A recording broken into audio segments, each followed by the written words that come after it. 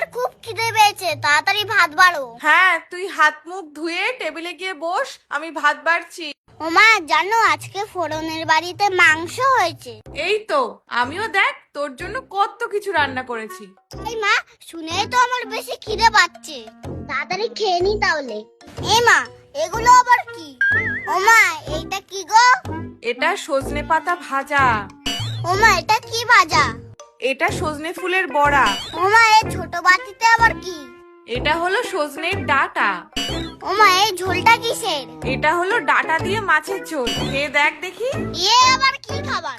সজনের পাতা, সজনের ডাঁটা, সজনের বড়া, পুরো গাছটাকে তো বসিয়ে দিতে পারতে, ওটা আবার বাকি রেখেছো কেন? এই দেখেই তো আমার খিদে সেরে গেছে। তুমি খাও এগুলো, আমি সব খাবো না।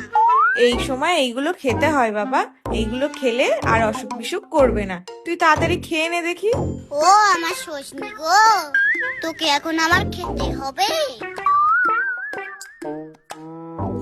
ফোড়নটা কিনা মাংসের হাতি বাচ্চা, আর আমি ডেটা।